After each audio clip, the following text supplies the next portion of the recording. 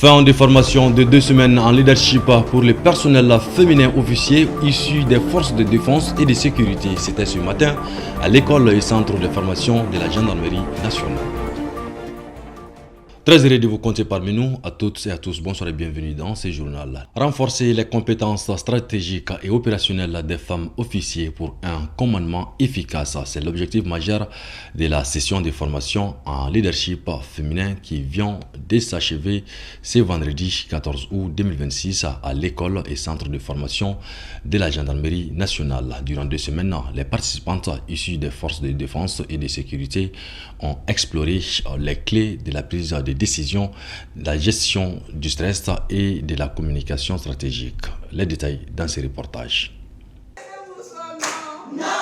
Durant 2 semaines intensives, cet atelier a offert aux femmes officiers des forces de défense et de sécurité des outils concrets pour perfectionner leur style de commandement. Organisé par l'école et centre de formation de la gendarmerie nationale en partenariat avec ECAP Sahel, cette session répond à une exigence d'efficacité face à des défis sécuritaires de plus en plus complexes. Le leadership, ce n'est pas seulement exercer une autorité, mais c'est la capacité aussi à anticiper, à méditer, à mobiliser et surtout à communiquer. Aujourd'hui, on n'a que des cadres féminins, mais le but du jeu, le but à la finalité recherchée, c'est de former l'essentiel des cadres supérieurs par rapport à ces leadership management stratégique.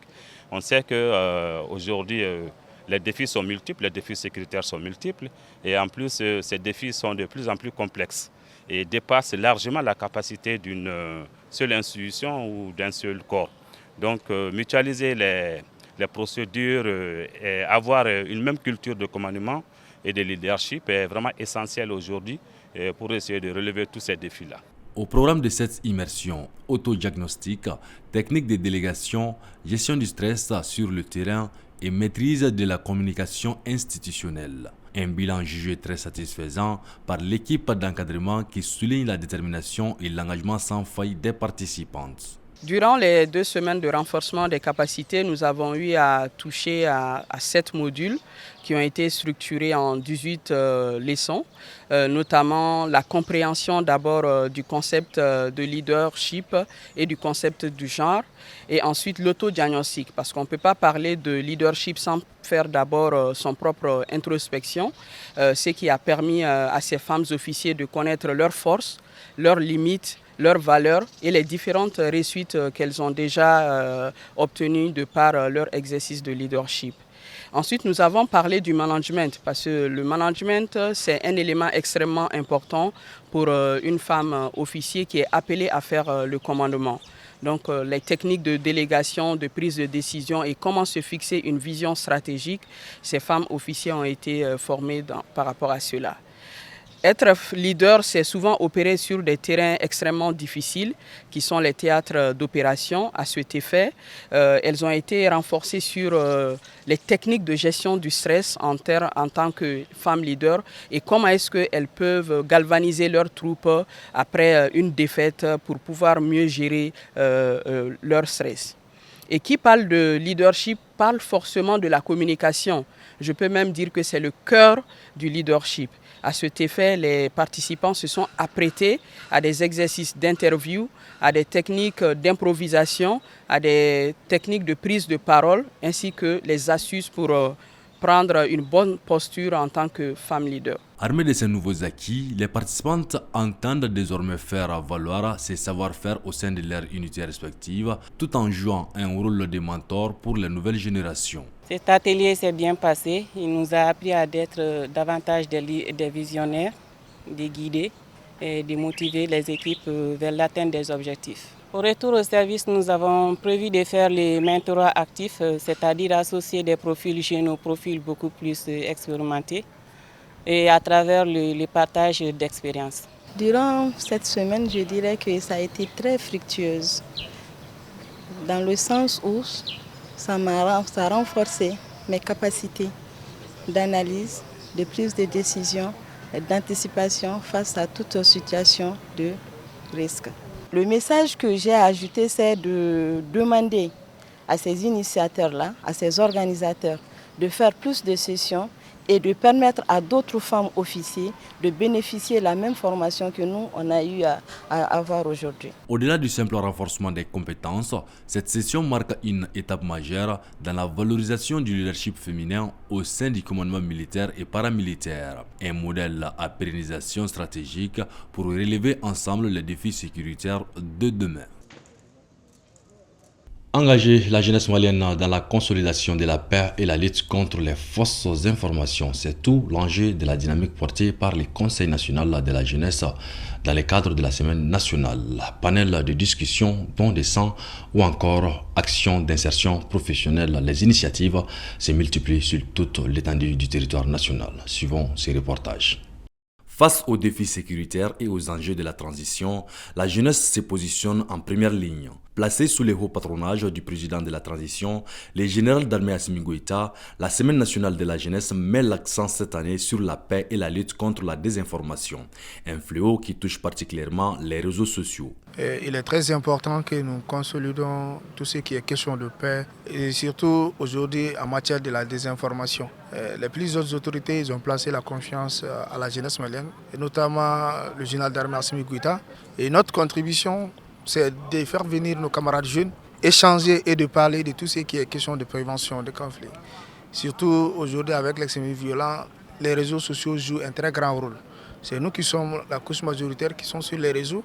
On a fait quand même le choix pour que dans toutes les régions, dans toutes les communes du Mali, que les jeunes puissent quand même discuter de ces questions pour pouvoir donner et relayer des bonnes informations.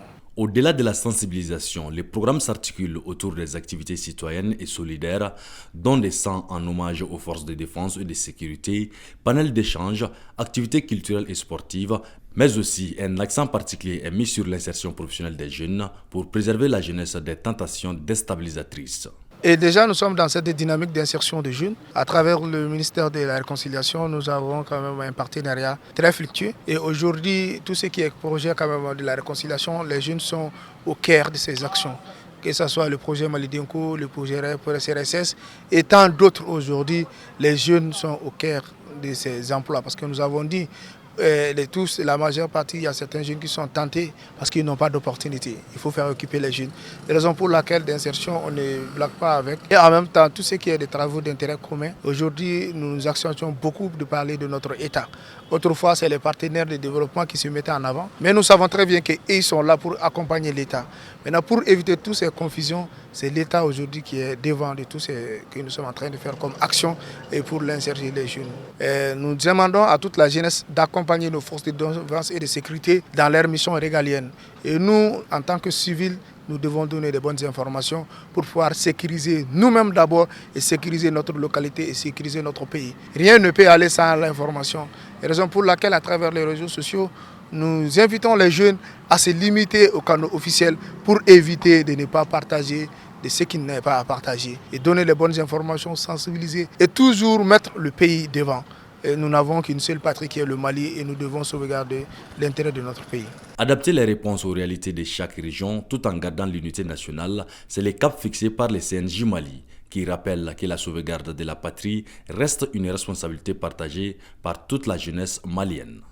En période de guerre ou de conflit armé, la sécurité devient l'affaire de tous. Militaires comme civils sont confrontés à des risques particuliers et doivent adopter des comportements responsables pour préserver leur vie, celle des autres et contribuer à la stabilité de la société. Nassoum Fane pour en savoir plus. Les militaires doivent faire preuve de professionnalisme dans ses rapports avec la population. La protection des civils constitue un principe fondamental du droit international humanitaire. Les règles applicables aux conflits armés imposent notamment de distinguer les combattants des civils et les objectifs militaires des biens civils. Le comportement des militaires est cadré par les règlements militaires. Si les militaires vont en opération, au moment où il y a le réseau Internet, il y a les Bluetooth et tout ce qui s'ensuit, il ne faut pas que le militaire dise ce qu'il va faire. S'il va en mission, le militaire dit seulement, bon, nous allons partir en brousse, mais il ne dit pas, nous allons faire telle chose, telle chose, telle chose. Il ne le dit pas. Il s'est fait violence sur lui-même pour ne pas raconter tout ce qui concerne les déplacements de sa mission. Alors, Ça, c'est les bons militaires. Je ne sais pas les succès que les militaires sont en train d'engager maintenant. Et tout le monde comprend qu'il y a un secret qui entoure leur action. Tellement c'est tellement bien fait, tellement c'est... C'est-à-dire que moi, j'ai envie de redevenir jeune. La population doit faire preuve de responsabilité envers sa patrie. Il est donc préférable de vérifier l'origine de toute information avant de la partager et d'éviter toute publication susceptible de mettre des personnes en danger. Les civils doivent éviter par tous les moyens de se faire rançonner comme ça. Donc si les civils arrivent à se comporter comme il faut face à un ennemi conventionnel ou un ennemi terroriste, ils renforcent par ce comportement-là l'élan de combativité de les militaires. Il augmente les chances de réussite de toutes les missions des militaires. Il doit les renseigner, il doit leur donner les très bonnes nouvelles. Que les civils aient ce bon comportement de renseigner l'armée, de leur dire comment est-ce qu'il faut se comporter sur le terrain. Parce qu'ils connaissent leur région plus que les militaires. Quand les militaires arrivent dans une zone, normalement, ils ne vont pas comme ça à tue-tête. Ils peuvent prendre contact avec la population elle-même pour savoir certaines choses. Il faut parler. Si vous parlez, les militaires vont enlever le danger. Mais si vous ne parlez pas, le danger va persister. On dit il ne faut pas avoir peur. Quand on a peur, le danger ne s'éloigne jamais de sa maison. En période de guerre ou de fortes menaces sécuritaires, la sécurité repose sur une complémentarité entre les forces armées maliennes et la population civile. Les militaires assurent la défense du territoire, tandis que les citoyens doivent adopter des comportements responsables et de contribuer à la sécurité collective. Point final à ce journal. Grand merci à vous de l'avoir suivi. Passez une excellente soirée en compagnie des Fama TV.